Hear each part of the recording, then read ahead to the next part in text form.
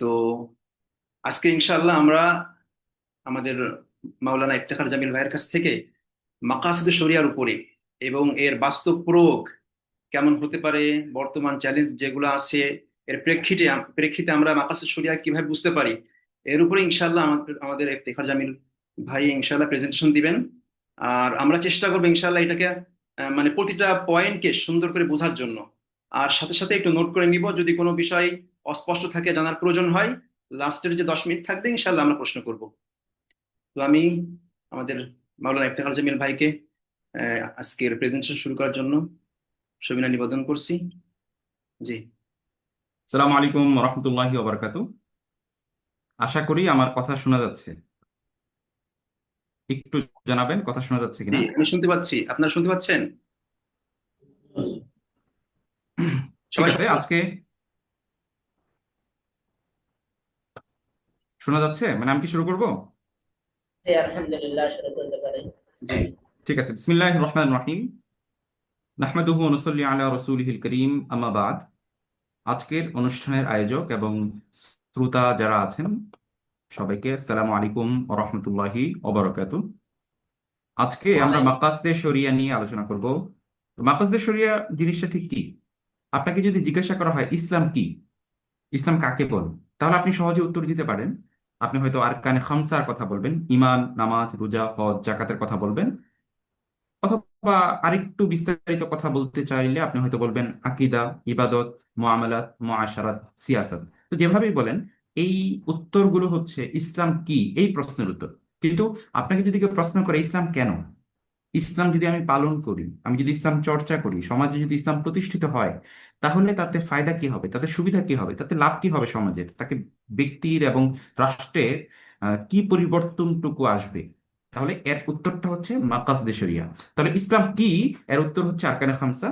আর ইসলাম কেন, এর উত্তর হচ্ছে মাকাসদে শরিয়া। অর্থাৎ ইসলাম কি পরিবর্তন আনবে, ইসলাম কেন, ইসলাম কোন উদ্দেশ্যকে সামনে রেখে আমরা ইসলাম পালন করবো, ইসলাম চর্চা করব, ইসলাম পালন করলে, ইসলাম চর্চা করলে, ইসলাম প্রতিষ্ঠিত হলে কি ফায়দা হবে, সেটা হচ্ছে মাকাসদে শরিয়া। তাহলে মাকাসদে শরিয়ার একবারে যদি সংক্ষিপ্তভাবে বলি, তাহলে ইসলাম মানুষের মৌলিক প্রয়োজন পূর্ণ করতে চায়। মানুষের যে সমস্ত বিষয় না হলেই নয়, যে সমস্ত বিষয়গুলো ছাড়া জীবন অসম্ভব হয়ে যাবে, জীবন ধ্বংস হয়ে যাবে, সমাজ জীবন, রাষ্ট্রীয় জীবন ধ্বংস হয়ে যাবে, ইসলাম সেগুলো সেই মৌলিক প্রয়োজনগুলো পূর্ণ করতে চেষ্টা করে এবং জীবনকে সহজ করতে চায় এবং জীবনকে সৌন্দর্যমণ্ডিত করতে চায়। তাহলে এখানে আমরা মাকসাদে শরিয়ার একটা সংক্ষিপ্ত পরিচয় পেয়ে গেলাম। মাকসাদে শরিয়া মানে মানুষের মৌলিক প্রয়োজন পূর্ণ করা, জীবনকে সহজ করা এবং সৌন্দর্যমণ্ডিত করা। তাহলে আমরা বুঝলাম কি, আমরা বুঝলাম হচ্ছে কেউ যদি ইসলাম পালন করে, চর্চা করে ব্যক্তি, সমাজ এবং রাষ্ট্রীয় পর্যায়ে, তাহলে মৌলিক প্রয়োজন পূর্ণ হবে, জীবন সহজ হয়ে যাবে এবং জীবন সৌন্দর্যমণ্ডিত হবে। এখন মাকাসদে শরিয়া মানে কি? মাকাসদে শরিয়া মানে হচ্ছে শরিয়ার মৌলিক দর্শন বা ইসলাম চর্চা বাস্তবায়নের সুফল। আমরা যদি ইসলামী বিধিবিধান আহকামগুলো মানি, তাহলে সেক্ষেত্রে সুফলগুলো কি কি, সেই সুফলগুলোই হচ্ছে মাকাসদে শরিয়া। এখন মাকাসদে শরিয়ার দৃষ্টান্তটা আমরা আরো সংক্ষিপ্তভাবে আর সহজভাবে বুঝতে পারি একটা বাবা মেয়ের গল্পের মাধ্যমে। ধরেন, বাবা মেয়ে তারা দুইজন মিলে হচ্ছে যে গাড়ি চালাচ্ছে। বাবা গাড়ি চালাচ্ছে, মেয়ে হচ্ছে তার পাশে বসে আছে। হঠাৎ করে রাস্তায় হচ্ছে ট্রাফিক লাইট জ্বলে উঠলো। তো ট্রাফিক লাইট যখন জ্বলে উঠেছে, তখন বাবা গাড়ি থামিয়ে দিলেন। মেয়ে জিজ্ঞাসা করলো যে, বাবা তুমি গাড়ি থামিয়েছো কেন? বাবা উত্তর দিল যে, লাল বাতি জ্বলেছে এই জন্য থামিয়েছি। মেয়ে তারপরে থামবার পাত্র নয়। মেয়ে জিজ্ঞাসা করছে যে, লাল বাতি জ্বললে কেন থামতে হবে? বাবা উত্তর দিল যে, যদি লাল বাতি জ্বললে আমি না থামি তাহলে পুলিশ জরিমানা করবে। এখন মেয়ে তারপরও থামবে না। মেয়ে জিজ্ঞাসা করতেছে, পুলিশ কেন জরিমানা করবে? তো বাবা উত্তর দিলেন, লাল বাতি জ্বলে থাকা অবস্থায় রাস্তা পার হওয়া বিপজ্জনক। তো এখন বাবার কাছে মনে হলো যে আমি এই বিষয়টাকে, লাল বাতি জ্বললে কেন আমরা গাড়ি থামি, মানে গাড়িটা কেন থামাই, কেন আমরা আহ মানে গাড়িটা চালাই না, সেটা আরেকটু ব্যাখ্যা করে মেয়েকে বোঝানোর চেষ্টা করলেন। দেখেন, যখন লাল বাতি জ্বলে তখন যদি হচ্ছে গাড়ি চলতে থাকে, চতুর্দিক থেকে যদি একসাথে গাড়ি চলে, একটা চৌরাস্তার কথা চিন্তা করেন, তাহলে অ্যাক্সিডেন্ট হবে। আর অ্যাক্সিডেন্ট হইলে মানুষ আঘাতপ্রাপ্ত হবে। তার মানে হচ্ছে যে আমরা গাড়ি বন্ধ করে দিচ্ছি যাতে মানুষ আঘাতপ্রাপ্ত না হয়, আমরাও আঘাতপ্রাপ্ত না হই। এখন এটা কেন, আমরা, মানুষ আঘাতপ্রাপ্ত হবে না এবং আমরাও আঘাতপ্রাপ্ত হব না, এটার উদ্দেশ্যটা কি? এটার উদ্দেশ্য হচ্ছে, আপনি, নবী করিম সাল্লাল্লাহু আলাইহি ওয়াসাল্লামের একটা হাদিসের কথা আমরা জানি যে আপনি মানুষের সাথে এমন আচরণ করবেন যে যেমন আচরণ আপনি নিজে প্রত্যাশা করেন। অর্থাৎ আপনি মানুষের থেকে যেমন আচরণ প্রত্যাশা করেন আপনি তার সাথে একই আচরণ করবেন। তো একইভাবে লাল বাতি জ্বললে তারাও থামবে, আপনিও থামবেন। আপনি একই আচরণ করতেছেন যেটা আপনি অন্যদের থেকে প্রত্যাশা করেন। এখন এটা কেন? এটা কেন মানে ধরেন কথার কথা হচ্ছে যে আহ, আপনি কেন মানুষের সাথে এমন আচরণ করবেন যে আচরণ আপনি প্রত্যাশা করেন? এটা কেন? এটা তো নবী ইসলামের হাদিস। কিন্তু এটার কারণও যদি আমরা অনুসন্ধান করি, তাহলে এটার কারণ হচ্ছে যে সব মানুষ সমান। মানুষ হিসাবে ধরেন কথার কথা হচ্ছে বাবা হিসাবে, ভাই হিসাবে, অথবা সেই হিসাবে মর্যাদা ভিন্ন হতে পারে, কিন্তু হচ্ছে যে মানুষ হিসাবে সব মানুষ সমান। যেহেতু সব মানুষ সমান, তাহলে আপনারও বাঁচার অধিকার আছে, তারও বাঁচার অধিকার আছে। আপনারও দুর্ঘটনা থেকে বাঁচাটা জরুরি, তার জন্য বাঁচাটাও জরুরি। এখন সবাই যেহেতু সমান, তাই সবার অধিকারের দিকে, সবার নিরাপত্তার দিকে আমাদের আহ কথা মাথায় রাখতে হবে। এখন এইটারও যদি আমরা কারণ খুঁজতে চাই, সেই কারণ হচ্ছে যে আল্লাহ ন্যায় বিচারক। আল্লাহ যেহেতু ন্যায় বিচারক, তাই আল্লাহর কাছে সবার সমান অধিকার, সবার অধিকার সমান। অর্থাৎ ধরেন আমরা হয়তো নারীকে সম্পদ অর্ধেক দিচ্ছি উত্তরাধিকারের ক্ষেত্রে, পুরুষ আহ, মানে ডবল পাচ্ছে, সেটা হচ্ছে উত্তরাধিকারের দিক। কিন্তু মানুষ হিসাবে, মুসলমান হিসাবে একজন পুরুষের যে মর্যাদা, নারীরও সেই মর্যাদা। দুইজন মুসলিম হিসাবে দুইজনের সমান মর্যাদা। তো আল্লাহ যেহেতু ন্যায় বিচারক, তাই আল্লাহর কাছে সবার অধিকার সমান। এখন সবার অধিকার যদি সমান হয়, তাহলে আপনি মানুষের সাথে সেই আচরণ করতে হবে যে আচরণ আপনি প্রত্যাশা করেন। তো এটাকে আরেকটু ফিরে যাই। তার মানে হচ্ছে যে যদি আরেকজনকে আপনি প্রত্যাশা করেন যে লাল বাতি জ্বললে সে গাড়ি থামাই দিবে, তাহলে আপনারও লাল বাতি জ্বললে গাড়ি থামাই দিতে হবে। তাহলে এই টোটাল গল্পটার মাধ্যমে আমরা কি বুঝতে পারলাম? যে একটা ছোট একটা বিধান, ছোট একটা নির্দেশনা, যে লাল বাতি জ্বললে আপনার গাড়ি বন্ধ করে দিতে হবে, এটাকে আমরা একটা তলিয়ে বুঝলাম। একবারে শেষ পর্যায়ে আইসা আমরা কি পেলাম? যে আল্লাহ ন্যায় বিচারক, সুতরাং সবার অধিকার সমান। যেহেতু সবার অধিকার সমান, সুতরাং সবার নিরাপত্তা, সবার জানের হেফাজতের দিকে আমাদের খেয়াল রাখতে হবে। তার মানে একটা ছোট বিধানকে যে একটা তলিয়ে দেখা, ছোট বিধানটা পালন করার সময় এটা কেন, এটাকে একটু খুঁজে বের করা, এই এই প্রক্রিয়াটার নামই হচ্ছে মাকাসদে শরিয়া। অর্থাৎ আপনি কিন্তু ধরেন কথার কথা মানে ট্রাফিক লাইট জ্বললে গাড়ি থামাই দিলেন, জিনিসটাকে এইভাবে ভাবতে পারেন, কিন্তু এই টোটাল জিনিসটাকে একটু তলিয়ে বোঝার চেষ্টা করলেন, গভীর থেকে বোঝার চেষ্টা করলেন, যৌক্তিকভাবে জিনিসটাকে আপনি ব্যাখ্যা করতে চাইলেন। এটাকেই হচ্ছে মাকাসদে শরিয়া বলে। আমরা জানি যে শরীয়তের অনেক হুকুম আহকাম আছে, জীবনের প্রত্যেকটা ক্ষেত্রে শরীয়তের বিধান আছে।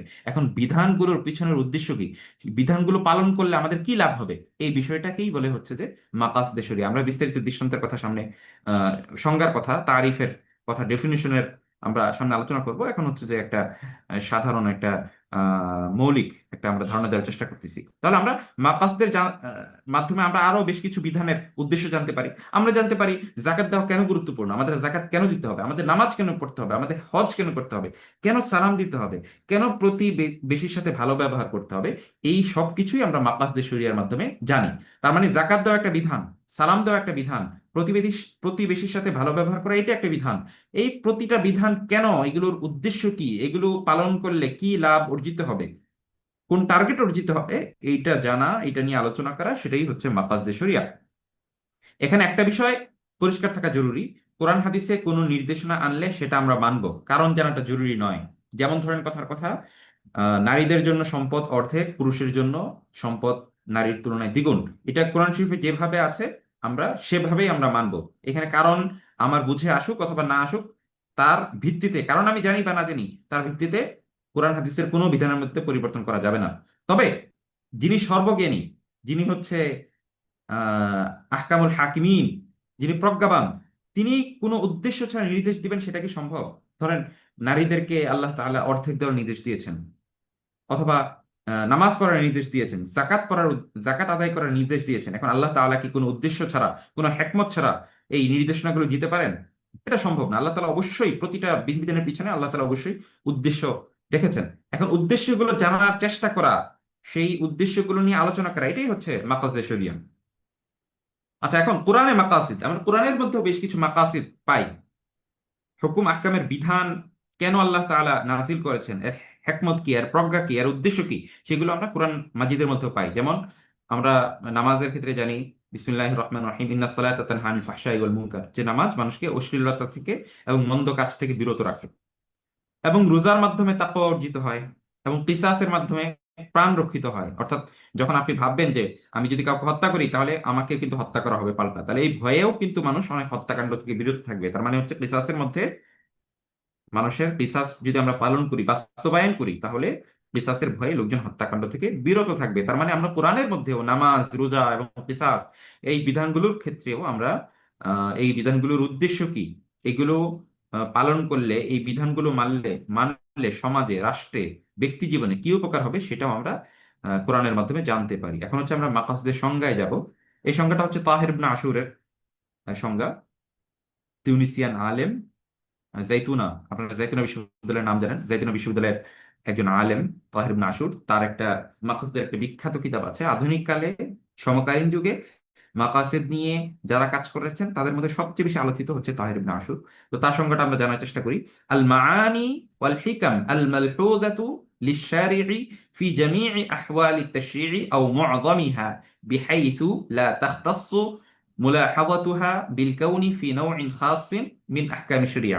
এটা আসলে অনেক জটিল একটা মানে এবারত হয়ে গেছে, এটা ভাঙ্গা ভাঙ্গা আমরা বোঝার চেষ্টা করি। আল মাআনি মানে হচ্ছে মাসালিহে কুল্লিয়া। মাসালেহ কাকে বলে আমরা উসুলে ফিকহের মধ্যে সেটা জানি। মাসালেহ মানে হচ্ছে যে কোনো কল্যাণকর জিনিস। ধরেন ভাত খাওয়া, যদি ভাত খান তাহলে শরীরের উপকার হয়, তাহলে এটা হচ্ছে একটা মাসলাহা। মোবাইল একটা কাজে লাগে, তাহলে এটা হচ্ছে একটা মাসলাহা। ধরেন হচ্ছে মদ খাইলে ক্ষতি হয়, তাহলে এটা হচ্ছে মাফসাদা। এটা মাসালেহের উল্টা দিক। তাহলে মাসলাহাকেও দুই ভাগে ভাগ করা যায়, বা কল্যাণকর দিককেও দুই ভাগে ভাগ করা যায়। একটা হচ্ছে মাসালেহে কুল্লিয়া, সামগ্রিক আপনার মাসালেহ, আর একটা হচ্ছে মাসালেহে জুজইয়া, আংশিক অথবা বিশেষায়িত একটা মাসালিহ। যেমন প্রাণ রক্ষা করা, শরীয়তের যত বিধান আছে সেই সমস্ত বিধানের মধ্যে প্রাণ রক্ষা করা অথবা ধর্ম রক্ষা করা, ইসলামকে হেফাজত করা, এটা একটা শরীয়তের যত বিধান আছে অধিকাংশ বিধানের মধ্যে এই বিষয়টা পাওয়া যায়। তার মানে হচ্ছে এটা মাসালেহে কুল্লিয়া। কুল্লি তো বুঝেন, কুল্লি মানে মানে হচ্ছে যেটা অনেক কিছুর মধ্যে পাওয়া যায়। আর জুজিয়া যেটা অল্প কিছুর মধ্যে পাওয়া যায়। যেমন ধরেন কথার কথা, বিবাহ সংক্রান্ত একটা শরীয়তের উদ্দেশ্য হচ্ছে যে মানুষের আব্রু ইজ্জত হেফাজত করা, মানুষের মানুষকে হচ্ছে যে গুনাহ থেকে বাঁচানো। তাহলে এটা হচ্ছে বিবাহের অধ্যায়ের উদ্দেশ্য। তো এটা যেহেতু একটা শুধু একটা অধ্যায়ের মধ্যে পাওয়া যায়, শুধু এক দুইটা বিধানের মধ্যে পাওয়া যায়, সেজন্য এটাকে আমরা বলবো হচ্ছে মাসালেহে জুজইয়া। তাহলে এই যে আল মাআনি, এটার দ্বারা উদ্দেশ্য হচ্ছে মাসালেহে কুলিয়া। ওয়াল হিকাম, এটার দ্বারা উদ্দেশ্য হচ্ছে মাসালেহে জুজইয়া। আল মালহুদাতু লিশারিঈ, আল মালহুদা মানে শরীয়ত যেটাকে উদ্দেশ্য করেছে, শরীয়ত যেটা ব্যাখ্যা করেছে। লিশারিঈ মানে যেটা ওহীর মাধ্যমে প্রমাণিত। এখন দেখেন, মানুষ তার নিজের উপকারী কি এটা ব্যাখ্যা করা ছাড়া মুতলাকান এটা মানুষ বুঝতে পারে, কিন্তু সুনির্দিষ্টভাবে মাসালেহ এটা শরীয়তের পক্ষেই প্রদান করা সম্ভব। যেমন কথার কথা হচ্ছে যে বেচা বিক্রি করা, আপনি যদি কোনো লেনদেন করেন, ব্যবসা করেন, তাহলে ব্যবসা করলে আপনি একটা লাভ করতেছেন, এই লাভ করাটা আপনার জন্য কল্যাণকর, এটা আপনি আমরা সবাই বুঝি। সুদও কিন্তু কল্যাণকর, সুদের মাধ্যমে কল্যাণ হয়। কিন্তু শরীয়ত সুনির্দিষ্টভাবে সুদকে হারাম করে দিছে। তার মানে হচ্ছে শরীয়ত হচ্ছে বাউন্ডারি নির্ধারণ করে দেয়। এই বাউন্ডারি নির্ধারণ করে দেওয়া অর্থাৎ মাসালেহে মুকাইয়াদা, মাসালেহ উপকারী দিক, এটা মানুষ সবাই বুঝে, কিন্তু এইটাকে একটা বাউন্ডারি নির্ধারণ করে দেওয়া সেটা হচ্ছে শরীয়তের পক্ষেই সম্ভব। সুনির্দিষ্ট মাসালেহ এটা শরীয়তের পক্ষেই প্রদান করা সম্ভব। ব্যবসা ব্যবসা আপনি সবভাবে করতে পারেন, লাভ আপনি সবভাবে করতে পারেন, কিন্তু সুদ খাওয়া যাবে না, ধোঁকা দেওয়া যাবে না, মানুষকে প্রতারণা করা যাবে না, এবং জাহালাত রাখা যাবে না লেনদেনের মধ্যে। তাহলে এই যে শর্ত আরোপ করে দেওয়া হলো লাভের ক্ষেত্রে, এগুলো কে করলো? এগুলো শরীয়ত করলো। তার মানে মাসালেহ এবং মাসালেহে কুল্লিয়া এবং মাসালেহে জুজইয়া, যেটা শরীয়ত কর্তৃক আল মালহুদাতুল শারঈ, যেটা শরীয়ত হচ্ছে যে নির্ধারণ করে দিয়েছে, ফি জামিই আহওয়ালিত তাশরিঈ আও মুআযামিহা, শরীয়তের অধিকাংশ অধ্যায়ের মধ্যে। আহওয়ালুত তাশরিঈ মানে শরীয়তের যে সমস্ত বিধিবিধান আছে সমস্ত বিধিবিধানের মধ্যে, আও মুআযামিহা অথবা অধিকাংশ বিধিবিধানের মধ্যে। অর্থাৎ হচ্ছে সমস্ত বিধিবিধানের মধ্যে হওয়া জরুরি না, অধিকাংশ বিধিবিধানের মধ্যে যদি হয় তাহলেও হবে। লা তাখতাসসু মুলাহাযাতুহা বিল কাউনি ফি নাওইন খাসসিন মিন আহকামি শরিয়া, এটা শরীয়তের কোনো একটা নির্দিষ্ট প্রকারের সাথে এটা সুনির্দিষ্ট না। ঠিক আছে? তার মানে হচ্ছে যদি এই পুরো সংজ্ঞাটার আমরা সহজভাবে বলার চেষ্টা করি, সেই সংজ্ঞাটা হচ্ছে শরীয়তের যে মাসালেহে কুল্লিয়া অথবা মাসালেহে জুজইয়া আছে, যেগুলো অধিকাংশ অধ্যায়ের মধ্যে পাওয়া যায়, সেগুলোকেই মাকাসদে শরিয়া বলে। বিষয়টা কি ক্লিয়ার হয়েছে? কারো যদি প্রশ্ন থাকে তাহলে প্রশ্ন করতে পারেন এখানে, কারণ সংজ্ঞাটা পরিষ্কার হওয়া দরকার। আলহামদুলিল্লাহ, মোটামুটি ক্লিয়ার হয়েছে। সংজ্ঞা ক্লিয়ার? মানে হচ্ছে শরীয়তের, ধরেন ফিকহ আমরা জানি, ফিকহের অনেকগুলো অধ্যায় আছে তাই না? এখন অধিকাংশ অধ্যায়ের মধ্যে, সব অধ্যায়ের মধ্যে অথবা অধিকাংশ অধ্যায়ের মধ্যে, অধিকাংশ বাবের মধ্যে যেই উদ্দেশ্যটা প্রযোজ্য হয়, সেই সমস্ত উদ্দেশ্যকেই আপনার হচ্ছে মাকাসদে শরিয়া বলে। ঠিক আছে? যেমন ধরেন তহারাত, তহারাতের একটা উদ্দেশ্য হচ্ছে নাজাসাত, মানে বাবু তহারাতের একটা উদ্দেশ্য হচ্ছে নাজাসাত থেকে পবিত্র থাকা।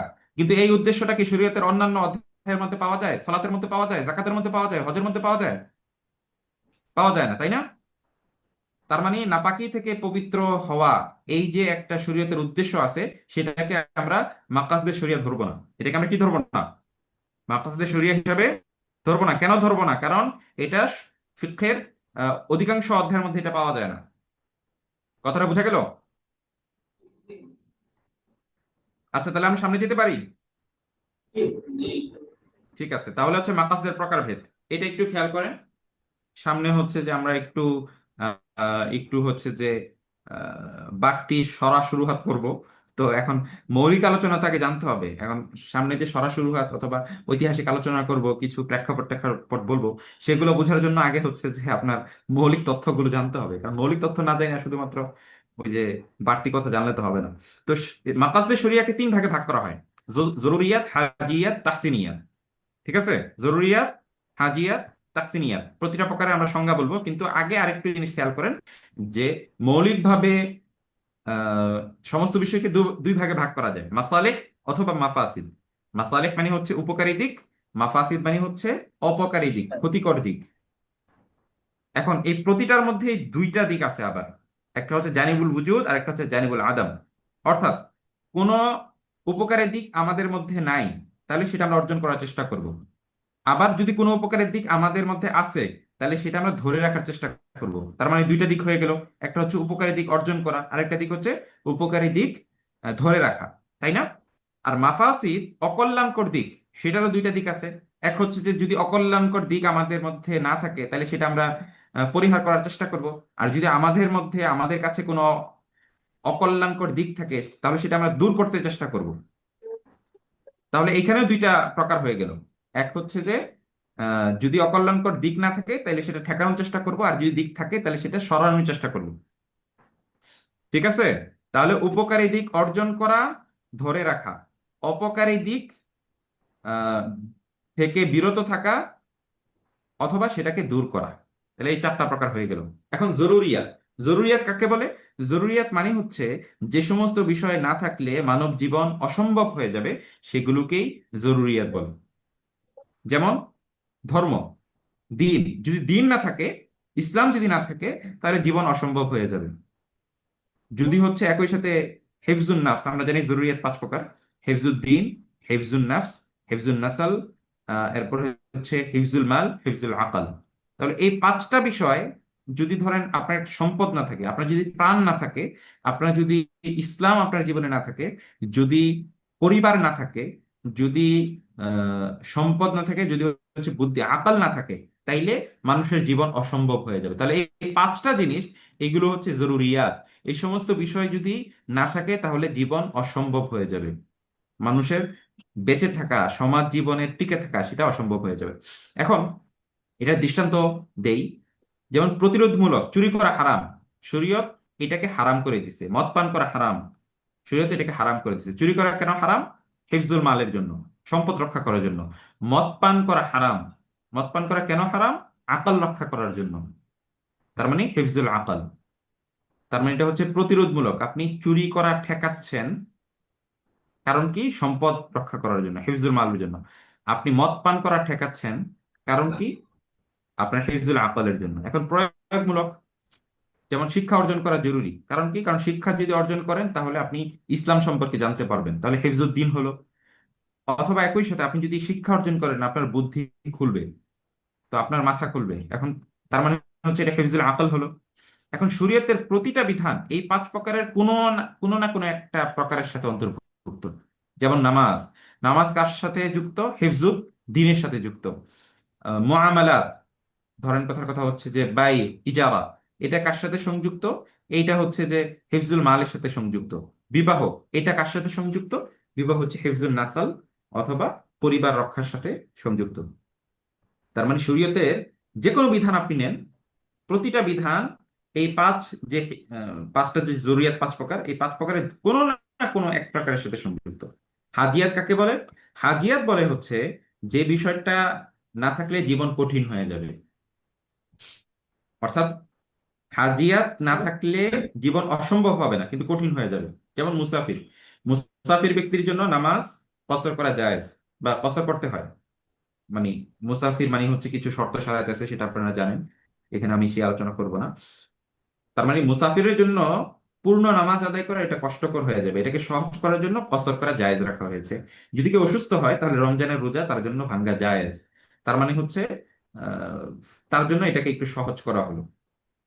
এখন ইজারা ভিত্তিক চুক্তি, আপনারা জানেন যে ইজারা অর্থাৎ ভাড়ার যে বিষয়টা আছে, সেই ভাড়ার যে বিষয়টা সেটা খেলাফে কিয়াস সাবেত হয়েছে, অথবা বাইউস সালাম এটাও খেলাফে কিয়াস সাবেত হয়েছে। এখন খেলাফে কিয়াস কেন? কারণ ধরেন কথার কথা, আপনি কাউকে এখন একজন শ্রমিককে চুক্তি ভিত্তিক ইজারার উজরতের ভিত্তিতে নিলেন। এখন আগামীকাল একদিনের জন্য যে আপনি তাকে চুক্তি ভিত্তিক নিলেন, এখন সে কতটুকু কাজ করবে এটা তো আসলে সুনির্দিষ্ট না, তার জাহালাত রয়ে গেছে, তাই না? তো একইভাবে বাইউস সালামের মধ্যে আমরা জানি যে আদমের বাই হয়, মুবাদদালাতুল আদম হয়। তো মুবাদদালাতুল আদম এটা তো জায়েজ হওয়ার কথা না, কিন্তু হাজাতকে পূরণ করার জন্য, জীবনকে সহজ করার জন্য ইজারাকেও জায়েজ রাখা হয়েছে, বাইউস সালামকেও জায়েজ রাখা হয়েছে। তো এই প্রতিটার মধ্যে, এই প্রতিটা হুকুমের মধ্যে জীবনকে সহজ করার উপাদান নিহিত আছে। ইসলাম চায় আপনি মানে ধর্ম পালন করেন, সহজভাবে পালন করেন। অনেকে, আমরা নবী করিম সাল্লাল্লাহু আলাইহি ওয়াসাল্লামের হাদিসের কথা আমরা জানি যে নবী করিম সাল্লাল্লাহু আলাইহি ওয়াসাল্লাম সবসময় সহজটা বেছে নিতেন। সহজটা মানে কি? সহজটা মানে হচ্ছে যে যেটা গুনাহের সাথে, গুনাহ পর্যন্ত পৌঁছে নাই। এখন ধরেন কথার কথা হচ্ছে যে কেউ মনে করলো নামাজ না পড়া এটা হচ্ছে যে তার জন্য সহজ, কিন্তু এটা তো গুনাহ। ধরেন কেউ মনে করলো যে রোজা না না রাখা এটা তার জন্য সহজ। তাহলে এখন কেউ যদি রোজা ছেড়ে দেয়, মানে সহজ করার জন্য, জীবনকে সহজ করার জন্য, এইটা হাজিয়াতের মধ্যে পড়বে না। হাজিয়াতের মানে হচ্ছে জীবনকে সহজ করবে, অর্থাৎ আপনি বিধিটা, শরীয়তের হুকুমটা সহজভাবে পালন করতে পারবেন, হাজিয়াত এইটা নিশ্চিত করবে। কিন্তু একটু কষ্ট হবে না। নামাজ পড়তে তো কষ্ট হয়, আপনার হজ করতে তো অবশ্যই কষ্ট হয়, রোজা রাখতে তো অবশ্যই কষ্ট হয়, কিন্তু হাজিয়াত নিশ্চিত করবে যে আপনার কষ্টটা এটা যাতে হচ্ছে যে সম্ভবের মধ্যে থাকে, এটা যাতে কুদরতের মধ্যে থাকে, এটা যাতে অসম্ভব না হয়ে যায়। এখন আমরা তাহসিনিয়াতের তৃতীয় প্রকার। তাহসিনিয়াত মানে হচ্ছে আপনার শরীয়ত এমন কিছু বিধিবিধান যেগুলো হচ্ছে, বা এমন কিছু উদ্দেশ্য যার মাধ্যমে শরীয়ত জীবনের মধ্যে, হুকুম আহকামের মধ্যে আপনার সৌন্দর্য নিশ্চিত করে। তার মানে ইসলাম সৌন্দর্য, আদব আখলাককে অত্যন্ত গুরুত্বের চোখে দেখে। ইসলাম মানুষকে পাক পবিত্র থাকতে বলে, জুম্মার নামাজে যাবার আগে সুগন্ধি ব্যবহার করতে বলে, এবং মুখে যাতে হচ্ছে দুর্গন্ধ না থাকে সেই নির্দেশনা প্রদান করে। জাকাত আদায় করা তো ফরজ, কিন্তু নফল দান খয়রাত করতে বলে, মানুষের সাথে নরম ব্যবহার করতে বলে, হাসি মুখে কথা বলতে বলে, ইহসান করতে নির্দেশ প্রদান করে। যেমন ধরেন কথার কথা, কেউ খুব দ্রুত নামাজ আদায় করতে পারে, তার মানে তার হচ্ছে হিফজুদ্দিন হয়ে গেল, খুব দ্রুত নামাজ সে আদায় করে ফেললো। আবার কেউ হচ্ছে ধীরে সুস্থে খুশুর সাথে সমস্ত নফল যে সমস্ত বিধিবিধান গুলো আছে সেগুলো সাথে খুশুর সাথে নামাজ আদায় করতে পারে। তার মানে যদি হচ্ছে খুব দ্রুত নামাজ আদায় করলো, রুকুন এবং শর্তগুলো পালন করে ফেললো, তাহলে সে জরুরতটা পূরণ করলো। কিন্তু যদি হচ্ছে খুব ধীরে মনোযোগের সাথে নামাজ আদায় করলো, তাহলে সেটা হচ্ছে যে তাহসিনিয়াতকে সে পূর্ণ করলো। তাহলে 3টা প্রকার আশা করি মানে এটা পরিষ্কার হয়েছে। জরুরিয়াত মানে হচ্ছে যে সমস্ত বিষয় না থাকলে জীবন অসম্ভব হয়ে যায়। হাজিয়াত মানে হচ্ছে যে সমস্ত বিষয় না থাকলে জীবন সম্ভব হয়, জীবন অসম্ভব হয় না, কিন্তু জীবন কঠিন হয়ে যায়। আর তাহসিনিয়াত এমন সমস্ত বিষয় যে সমস্ত বিষয় না থাকলে জীবন অসুন্দর হয়ে যায়। যেমন যদি আপনি ধরেন কথার কথা, জুম্মার নামাজে যাওয়ার সময় আপনি গোসল করলেন না, পুরাতন ঘামযুক্ত পোশাক পরে আপনি মসজিদে গেলেন, জুম্মার নামাজ আদায় করলেন, তাহলে তো জুম্মার নামাজ আদায় হয়ে যাবে, কিন্তু যে সৌন্দর্যটা দরকার সেই সৌন্দর্যটা আপনার নামাজের মধ্যে, আপনার জুম্মার নামাজ যে আদায় করলেন সেটার মধ্যে আসলো না। আপনি মানুষের সাথে সাধারণভাবে কথা বললেন, অসুবিধা নাই, কিন্তু মানুষের সাথে যদি আপনি নরম ভাবে কথা বলেন, তার মানে কথাবার্তার মধ্যে সৌন্দর্য আসলো। আপনি যদি হাসি মুখে কথা বললেন তাহলে আচরণের মধ্যে সৌন্দর্য আসলো। এটা কিন্তু ইসলামের অত্যন্ত গুরুত্বপূর্ণ দিক, তাহসিনিয়াত। কারণ আমরা সবাই দুর্বল, আমাদের ইমান আখলাক দুর্বল, আমরা মানুষ হিসেবে খুব ভালো না, সব ঠিক আছে, কিন্তু আমাদের আমাদের আমল আখলাক যাতে সুন্দর হয়, আমাদের জীবনটা আমরা যাতে হচ্ছে যে প্রতিটা বিধিবিধান আদবের সাথে, ধরেন যে সুন্নত, সুন্নত কেন জরুরি, অথবা ওই যে আদব, প্রতিটা বিষয়ে তো আদব থাকে, প্রতিটা বিষয়ে তো সুন্নত থাকে। সেই সুন্নত গুলো এবং আদব গুলো কেন, আদব গুলো হচ্ছে যে ওই সেই আমলটাকে সুন্দর করার জন্য, সেই আমলটাকে যেমন ঘুম, আপনি যে কোনো ভাবে ঘুমাইতে পারেন, কিন্তু ঘুমের যে অনেকগুলো আদব আছে, ঘুমের যে অনেকগুলো দোয়া আছে, সেই দোয়াগুলো যদি আপনি পালন করেন, সেই আদবগুলো যদি আপনি পূর্ণ করেন, তাহলে কি হয়? তাহলে হচ্ছে আপনি আপনার ঘুমটাকে, এই যে বিধান, ঘুমের যে বিধান, সেই বিধানটাকে আপনি সুন্দরভাবে পালন করলেন। তাহলে আশা করি এই যে মাকাসদে শরিয়ার যে তিনটা প্রকার, সেই তিনটা প্রকার আশা করি আপনাদের বুঝে আসছে। এখন সামনের যে আলোচনা, সামনের আলোচনাটা একটু ফন্নি আলোচনা, একটু মনোযোগ দিয়ে শুনতে হবে। এবং আপনারা যদি কোনো একটা অংশ, আচ্ছা একটু বলেন তো, এই পর্যন্ত যে আলোচনা হয়েছে এগুলো কি বুঝে আসছে? কার কোনো প্রশ্ন আছে?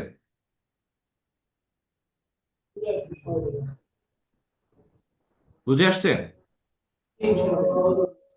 আচ্ছা, তাহলে আমরা সামনের বলছে আলোচনায় যে যাই। বুঝে আসেনি একজন বললো, একজন বলছে আসছে। আচ্ছা, কোন অংশটা বুঝে আসে নাই বলেন তো একটু।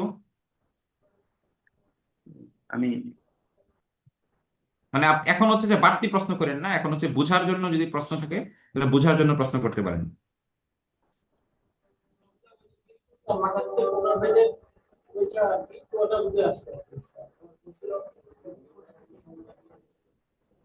কথাটা বুঝি নাই, কারো একটু একটু ক্লিয়ার করে বলবেন? মাকাসিদের প্রকারভেদ, ওইটা আর কি ওই সময় বলছিল, তো ওটা রিপিট করছিল, ওটা বুঝে আসছিল, আচ্ছা। বুঝা সম্ভব। এখন ক্লিয়ার হয়েছে, আচ্ছা। সামনে যেতে পারি। আচ্ছা, তার মানে শরীয়তের মাকাসদে শরিয়াকে আমরা সংক্ষিপ্তভাবে বুঝি। মাকাসদে শরিয়া কাকে বলে? যে সমস্ত উদ্দেশ্য, শরীয়তের যে সমস্ত উদ্দেশ্য, আকরাজ, শরীয়তের যে সমস্ত হচ্ছে গায়াত, গরজ তো বুঝেন তাই না? উদ্দেশ্য তো বুঝেন, উদ্দেশ্য কথাটা বুঝেন না? শরীয়তের যে সমস্ত উদ্দেশ্য শরীয়তের অধিকাংশ অধ্যায়ের মধ্যে, অধিকাংশ বিধিবিধানের মধ্যে পাওয়া যায়, সেটাকেই, সেই সমস্ত উদ্দেশ্যকে মাকাসদে শরিয়া বলে। ঠিক আছে? জি, যেমন আলহামদুলিল্লাহ। হচ্ছে, জি, জি, আলহামদুলিল্লাহ। ওকে। তার মানে এই উদ্দেশ্যকে আবার তিন ভাগে ভাগ করা যায়। একটা হচ্ছে জরুরিয়াত, যে সমস্ত উদ্দেশ্য না থাকলে জীবন অসম্ভব হয়ে যাবে। আর হাজিয়াত, যে সমস্ত বিষয় না থাকলে, যে সমস্ত উদ্দেশ্য না থাকলে জীবন কঠিন হয়ে যাবে। আর তাহসিনিয়াত, যে সমস্ত বিষয় না থাকলে জীবন অসুন্দর হয়ে যাবে। আচ্ছা, তাহলে আমরা সামনে যাই। হ্যাঁ, ওই আহ, দরুরিয়াতের যে পাঁচটা বিষয় আছে, হুম। সবাই বুঝছে কিনা পাঁচটা বিষয় যে হেফজুদ্দিন, হেফজুন নসল, এগুলা কি মানে দ্রুত এগুলা বলা হয়েছে? এখন অনেকে হয়তো বুঝছে কিনা আমার ঠিক মনে হচ্ছে। মাহমুদ সাহেব, সবার কাছে ই করেন তো, সবাই বুঝছে পাঁচটা দরুরিয়াতের মধ্যে পাঁচটা প্রকার বলা, মানে বলা হয়েছে সংক্ষিপ্ত করে। হেফজুদ্দিন, দিনের হেফাজত, 2 নম্বর হচ্ছে নফসের হেফাজত, 3 নম্বর হচ্ছে মালের হেফাজত, 4 নম্বর হচ্ছে বংশের হেফাজত, 5 নম্বর হচ্ছে জ্ঞানের হেফাজত। এইটা হলো জরুরিয়াতের মধ্যে, জরুরিয়াতের অন্তর্ভুক্ত।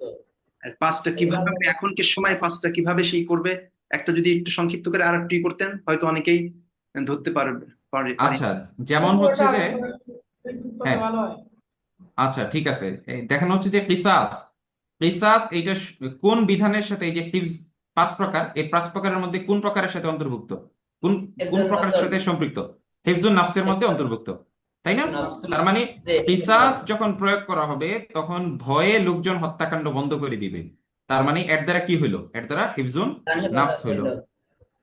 আচ্ছা, এরপরে চুরি করা, মানে হদ, এই যে চুরির যে হদ, চুরির যে শাস্তি, হাত কাটা, হাত কেটে দেওয়া, এই যে বিধানটা, এই বিধানটা কোন কোন মাকসাদটা পূর্ণ করে, কোন জরুরিয়াতটা পূর্ণ করে? হেফজুল মাল, হিফজুল মাল।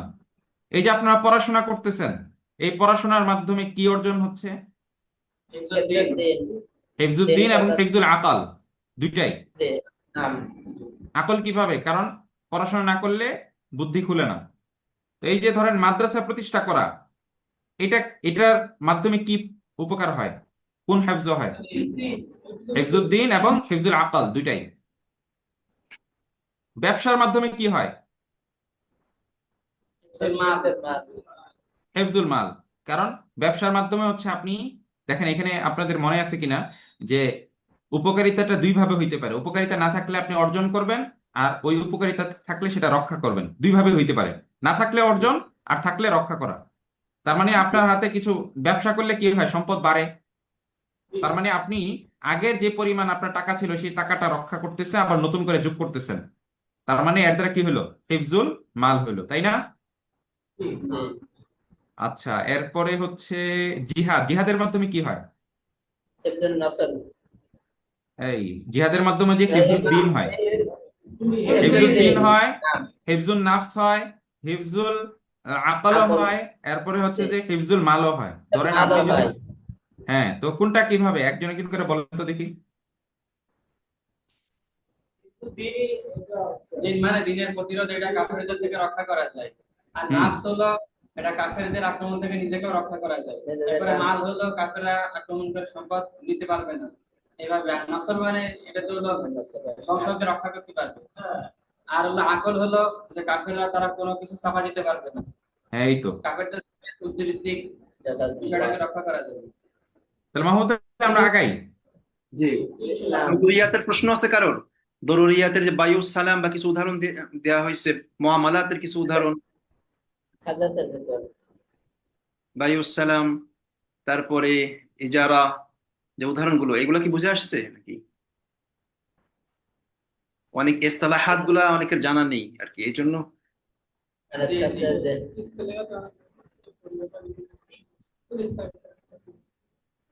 আচ্ছা, সামনে যাওয়া যায় মনে হয় নাকি? আচ্ছা, এখন সামনের যে আলোচনা সেটা হচ্ছে যে একটু টেকনিক্যাল আলোচনা, এগুলো একটু বুঝতে হবে, এবং ফন্নি আলোচনা। তার মানে মৌলিক আলোচনা কিন্তু শেষ। এখন হচ্ছে ফন্নি আলোচনা হবে, একটু ক্রিটিক্যাল আলোচনা হবে।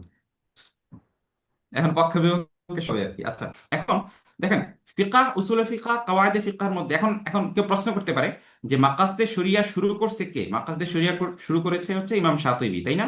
ইমাম শাতিবী রহিমাহুল্লাহ মৃত্যু মৃত্যু ঘটছে হচ্ছে 790 হিজরিতে। এখন প্রশ্ন হবে যে 790 হিজরিতে এসে নতুন করে একটা এলেম ইস্তেমবাদ করার, তাদবিন করার কি প্রয়োজন ছিল? ইমাম আবু হানিফা রহমতুল্লাহ আলী কি এই এলেমের কথা বুঝেন নাই? মানে 790 হিজরির আগে বা 700 হিজরি সনের আগে বহু ওলামায়ে কেরাম তো ছিলেন, তারা কেন বুঝলেন না? ইমাম শাতিবী রহমাহুল্লাহ কেন এই নতুন করে একটা এলেম বের করতে হইলো? এই প্রশ্ন আসে কি আসে না? না। জি আচ্ছা, এখন প্রশ্ন না আসলেও জোর করে আপনাদের মধ্যে জাগাইতেছি আর কি। আচ্ছা, এটা এখন ঠিক আছে। আমার সহজ। রহমতুল্লাহ ওনারা যেটা বুঝলেন না এত পরে এসে কি বুঝলেন, এটা তো একটা বড় প্রশ্ন। তাহলে কি বুঝি আমাদের নাই, একটু আবার বলেন তো। ইমাম আবু হানিফা রহমতুল্লাহ ওনারা তো হুম। হচ্ছে শরীয়তের বিষয় নিয়ে প্রথম আর কি ওনারা এই গবেষণা করছে। তাহলে ওই সময় ওনারা এত বড় বড় ইমাম বুঝলেন না, এত পরে আসে বুঝলেন, এটাই তো মাথায় আসতেছে না। আচ্ছা, আচ্ছা, মাহমুদ ভাই, প্রশ্নটা তো মনে হয় এরকম যে ইমাম আবু হানিফা রহমতুল্লাহ আলী কেন এই বিষয়টা করলেন না, সংকলন করলেন না, কেন পরে সংকলন করা হলো, তাই তো, তাই না মাহমুদ ভাই প্রশ্নটা? হ্যাঁ, এরকমই। আচ্ছা, তাহলে প্রশ্নটা জায়গাটা ভালো, নাইলে হচ্ছে যে ওই যে কি বলে সরেজামি কাফিয়ার মতো হয়ে যাবে, যে ওই যে দফে দখল মুকদ্দার, এগুলো হচ্ছে বারবার প্রশ্ন কইরা তারপর হচ্ছে উত্তর দিতে হবে। আচ্ছা, শুরু করি। দেখেন, উসুলুল ফিকহ কিন্তু ইমাম আবু হানিফা রাহমাতুল্লাহি আলাইহি সংকলন করে যান নাই, বা সংকলন করে গেলেও সেই মানে পান্ডুলিপি আমাদের কাছে নাই। ইমাম আবু হানিফা রাহমাতুল্লাহি আলাইহি কিন্তু কিতাবও লেখেন নাই। কিতাব লেখছেন হচ্ছে যে ইমাম আবু ইউসুফ রহমতুল্লাহ আলী, এবং হচ্ছে যে ইমাম মোহাম্মদ রহমতুল্লাহি আলী। এবং আরো যদি আগে যাই, আমরা জানি হচ্ছে ইমাম বুখারী রহমতুল্লাহ আলী অথবা ইমাম মালিক রহমতুল্লাহ আলী হাদিসের সংকলন করছেন। এখন কোনো কিছু সংকলন হওয়া, সেটা এটা প্রমাণ করে না যে আগে জিনিসটা ছিল না। ইমাম মালিক রহমতুল্লাহ আলী সর্বপ্রথম হাদিসকে ব্যাপকভাবে আগেও সংকলন হয়েছে, ইমাম মালিক রহমতুল্লাহ হচ্ছে ব্যাপকভাবে সংকলন করছেন।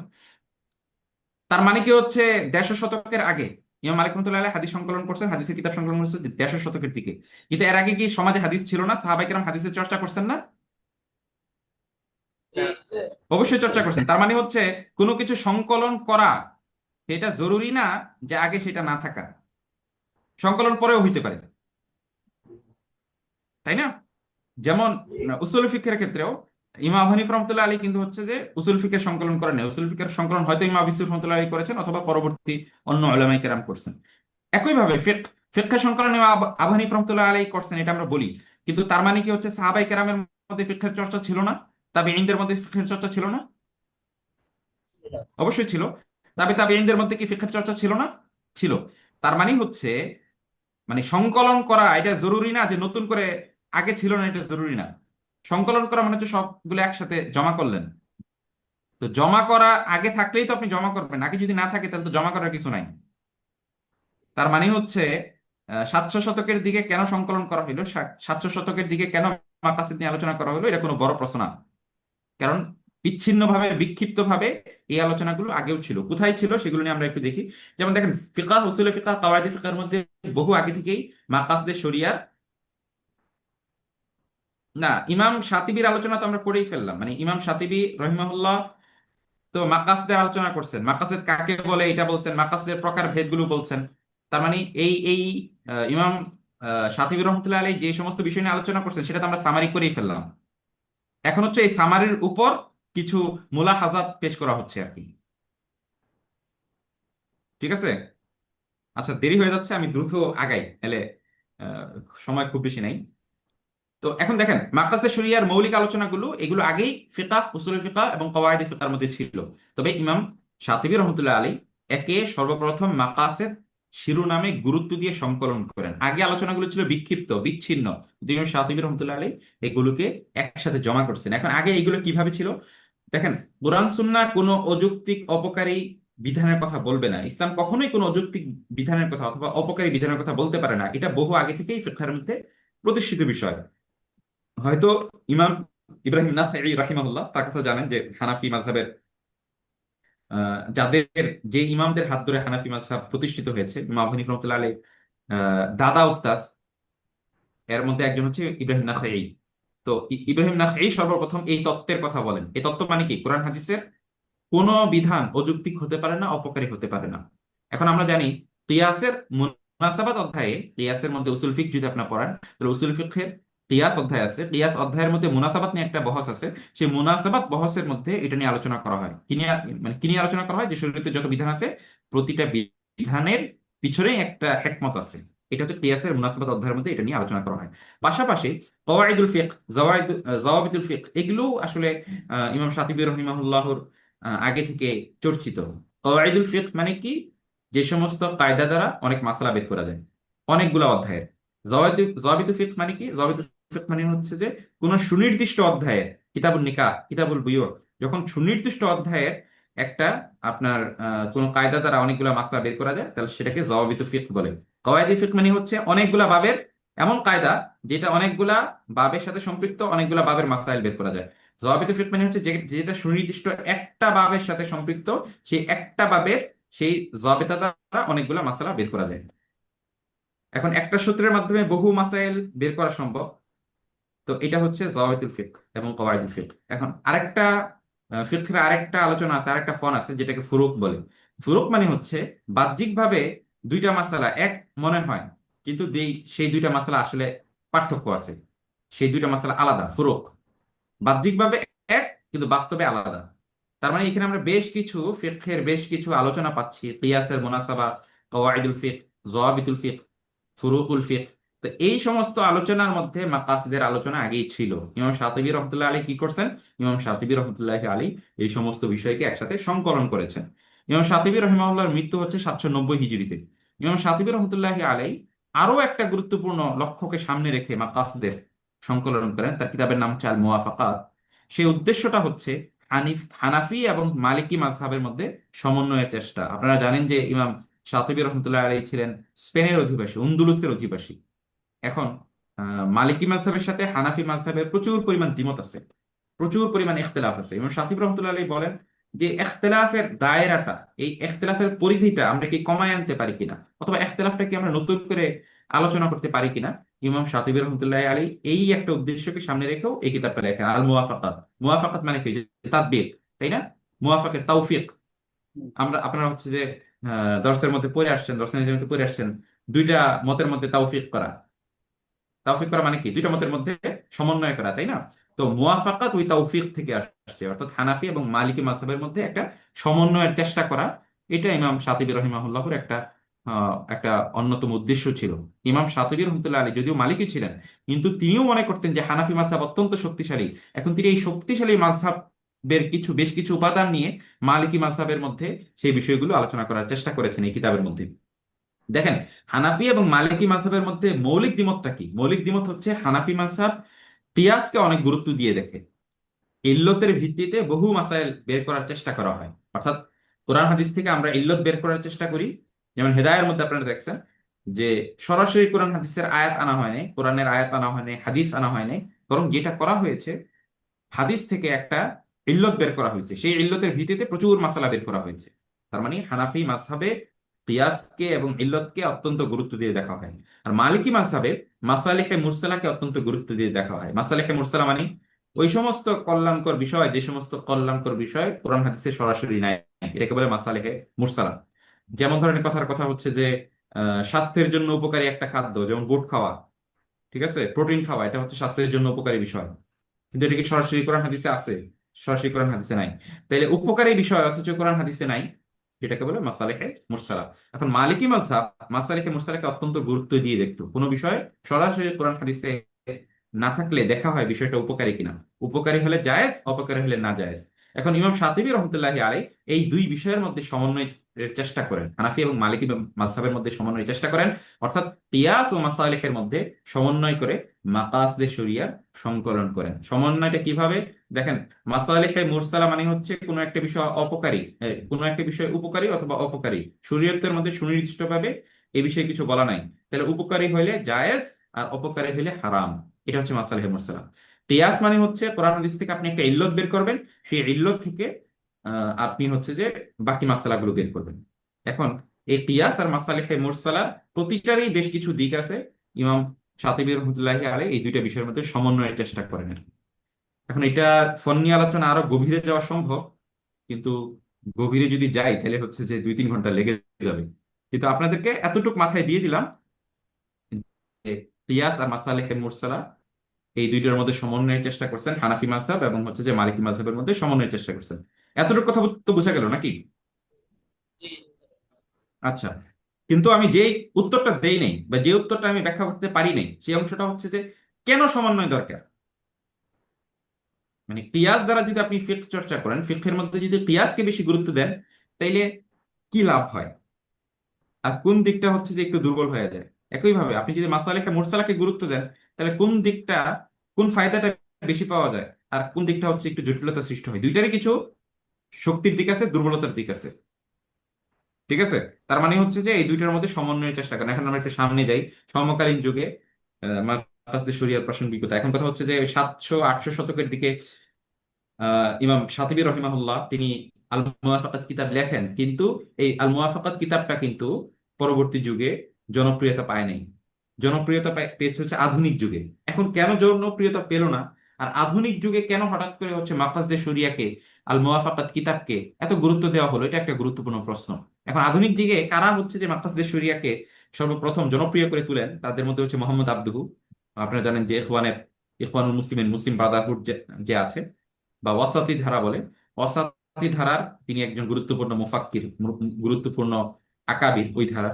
তো তিনি হচ্ছে মাকাসদে শরিয়ার মূল প্রচারকদের একজন। পরবর্তীতে আল মুওয়াফাকাত কিতাবটা তাহকিক করেন হচ্ছে আব্দুল্লাহ দারাজ, তিনি হচ্ছে আজহারের, জামিয়াতুল আজহারের একজন বড় আলেম ছিলেন। আর পরবর্তীতে এটাকে ব্যাখ্যা করছেন তাহের বিন আশুর। আমরা কিন্তু সংজ্ঞাটা বলছি তাহের বিন আশুরের, তাই না, মাকাসদে শরিয়ার। তিনি ছিলেন জামিয়া জাইতুনা, এটা তিউনিসিয়ার একজন মানে একটা বড় বড় মার্কাজ। যেমন দিনের 3টা মার্কাজ বা 3টা বা 4টা বড় বড় মার্কাজ আছে সারা বিশ্বে। 1 নম্বর মার্কাজ হচ্ছে যে ধরেন জামিয়াতুল আজহার, আরেকটা বড় মার্কাজ হচ্ছে দারুল উলুম দেওবন্দ, আরো 2টা বড় মার্কাজ হচ্ছে আপনার জাইতুনা এবং কিরাওয়ান। তার মধ্যে 3টা সবচেয়ে বড়, আজহার, দারুল উলুম দেওবন্দ এবং জাইতুনা। তার মানে এই 3জন যারা প্রচার করেছেন, তাদের 2জনকে আমরা খুব ভালোভাবে জেনেছি। আচ্ছা, আহ মহোদয়, আমার হচ্ছে যে মোবাইল দিয়ে আমি জয়েন করবো আর কি একটু। জি। আমি হচ্ছে যে একটু ল্যাপটপ থেকে একটু বের হতে হবে। আচ্ছা।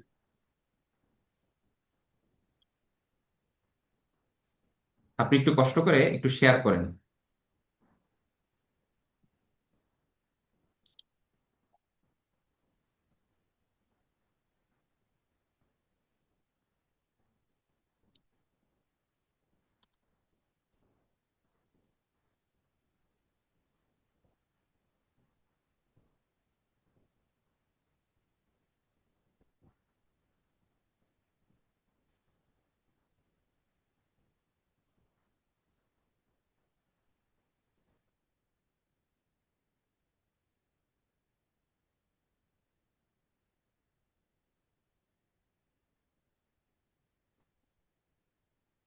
আসসালামু আলাইকুম, কথা শোনা যাচ্ছে? জি।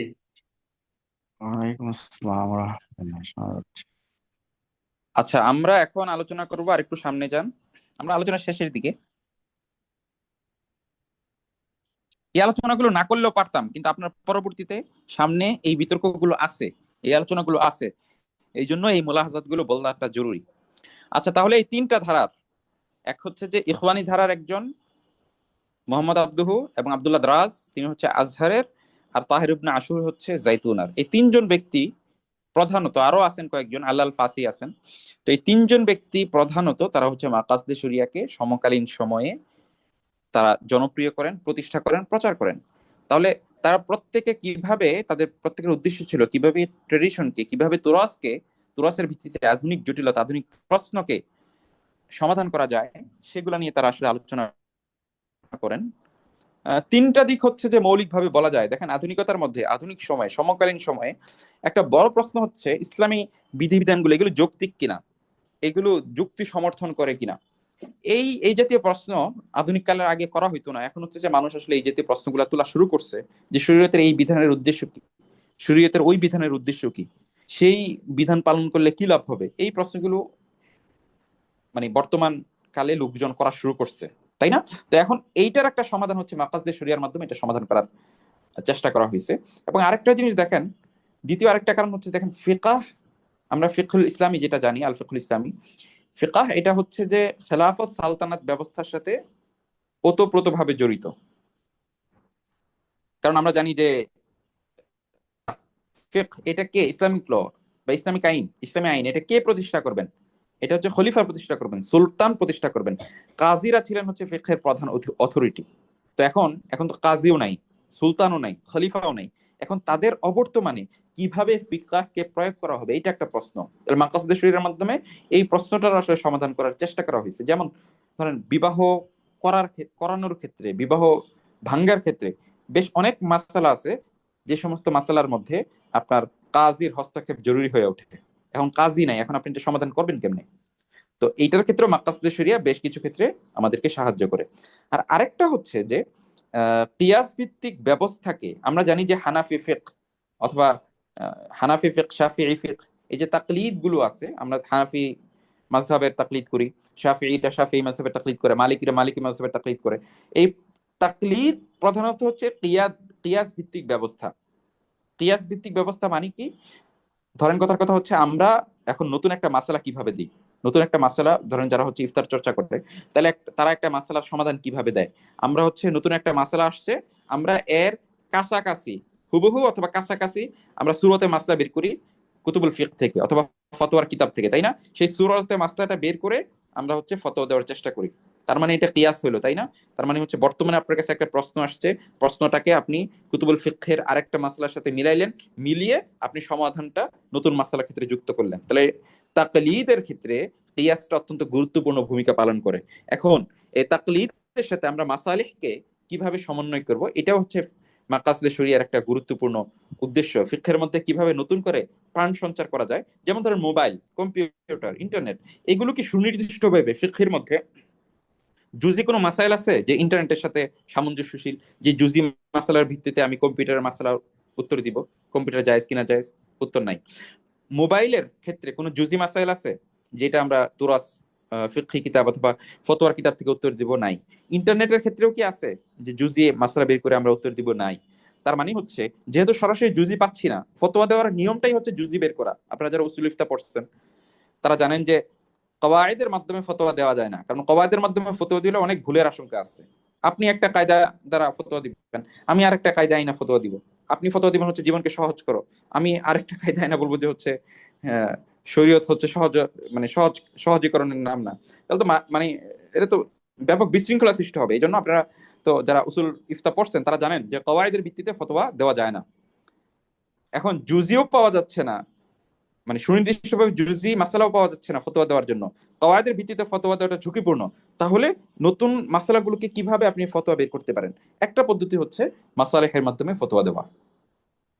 তার মানে মাকাসদে শরিয়ার মাধ্যমে তিনটা বড় বড় উদ্দেশ্য, তিনটা বড় বড় দিক সমাধান করা যাইতে পারে। এক হচ্ছে যে ইসলামী বিধিবিধান গুলো কি যৌক্তিক কিনা, এটা হয়তো আপনার মনে প্রশ্ন আসে না, যেমন আপনার মনে হয়তো প্রশ্ন আসে না যে নারীরা কেন অর্ধেক পাবে, কেন হচ্ছে কিসাস জরুরি, কেন হচ্ছে চুরি করলে হাত কাটতে হবে, এই বিধিবিধানগুলো কতটুকু যৌক্তিক, এই প্রশ্ন ধরেন আপনি মাদ্রাসায় পড়েন, আপনার কাছে আসতেছে না, কিন্তু আপনি যখন একটা মসজিদে ইমামতি করতে যাবেন, আপনি যখন যখন হচ্ছে একটা বিশ্ববিদ্যালয়ের ছেলের সাথে মিশতে যাবেন, ঠিকই কিন্তু সেই প্রশ্নটা কইরা বসবে। এখন প্রশ্ন করলে তো আপনার উত্তর দিতে হবে, এখন কোন ফ্রেমওয়ার্কের ভিত্তিতে, কোন ফন্ডের ভিত্তিতে আপনি এই যৌক্তিকতার প্রশ্নগুলো উত্তর দিবেন, সেটা হচ্ছে মাকাসদে শরিয়া।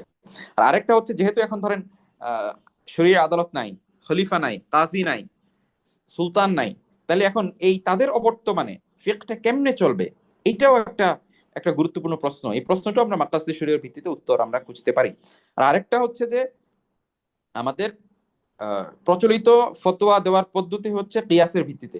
এখন আচ্ছা, এই কথাটা কি বুঝছেন যে প্রচলিত ফতোয়া কিয়াসের ভিত্তিতে দেওয়া হয়? তাকলিদের মাধ্যমে জুজি মাসালা বের করা, কিয়াসের ভিত্তিতে হচ্ছে যে ফতোয়া দেওয়া হয়, এই বিষয়টা কি বুঝছেন আপনারা? জি জি। আচ্ছা, তার মানে হচ্ছে আহ তাহলে এইটার একটা সমাধান হয়। তৃতীয় আরেকটা সমস্যা, সমাধান হচ্ছে যে কিয়াস ভিত্তিক যে তাকলিদ, সেটার সাথে আমরা মাসালেহকে যুক্ত করতে পারি কিনা।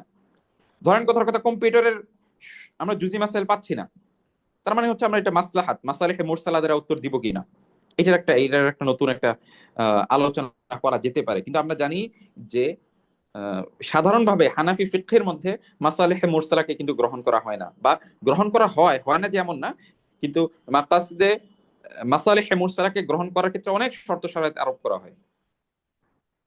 তো এখন কথা হচ্ছে যে সেই বিষয়টাকে একটু নতুন করে মাসালেহে মুরসালাকে আমরা কিভাবে গ্রহণ করব, সেটা কি আর একটু নতুন আলোচনা আনা যায় কিনা, এটা হচ্ছে মাকসুদে শরিয়ার আরেকটা উদ্দেশ্য।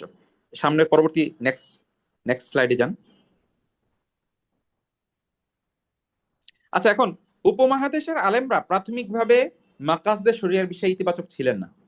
ধরেন তকিসমানি হাফিজাহুল্লাহ এবং আপনার থানভীর রহমতুল্লাহ আলাই সরাসরি মাকাসদে শরিয়ার বিষয়ে কোনো মন্তব্য করেছেন বলে আমি জানি না, কিন্তু অবশ্যই থানভীর রহমতুল্লাহ আলাই যেহেতু 1943 দিকে মারা গেছেন, উনি এই বিষয়ে সরাসরি কোনো মন্তব্য আছে কিনা আমি জানি না, কিন্তু হেকমতের ভিত্তিতে, মাসলাহাতের ভিত্তিতে মাসলা দেওয়া নিয়ে থানভীর রহমতুল্লাহ অত্যন্ত মানে একটু নেতিবাচক ছিলেন, এবং সেই নেতিবাচকতা আপনার তকি ইসমানী সাহেব বজায় রাখছেন। তকি ইসমানী সাহেব যে উসুল ইফতার মধ্যে মাকাসদে শরিয়ার যে আলোচনা, সেই আলোচনাটা একটু পড়বেন, সেখানেও দেখবেন যে তকি ইসমানী সাহেব পরবর্তী অনেক আলোচনার মধ্যে মাকাসদে শরিয়ার গুরুত্বের কথা বলছেন, কিন্তু মাকাসদে শরিয়ার যে মিসইউজ হতে পারে, সেই মিসইউজের তকি ইসমানী সাহেব সতর্কতাও করছেন।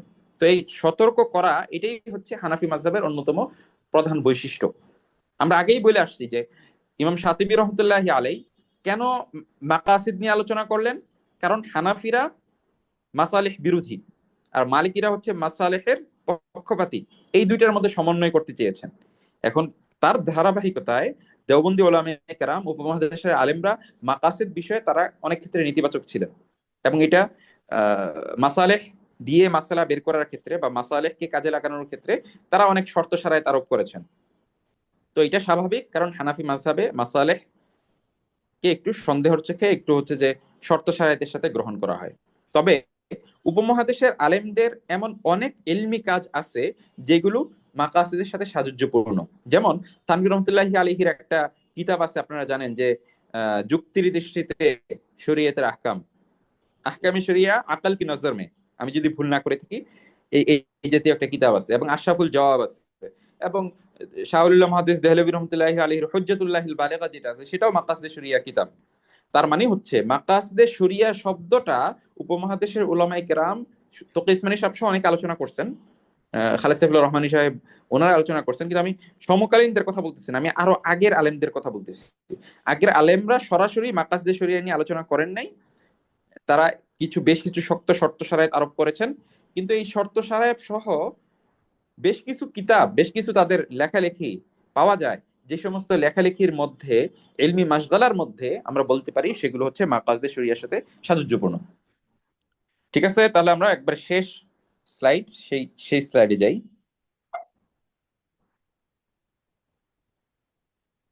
তাহলে এখন সর্বশেষ আলোচনা যে প্রয়োগ অপপ্রয়োগ। এখন দেখেন মাকাসদে শরিয়া এটা একটা মানে দুধারী তলোয়ারের মতো, এটা প্রয়োগও হইতে পারে, অপপ্রয়োগও হইতে পারে।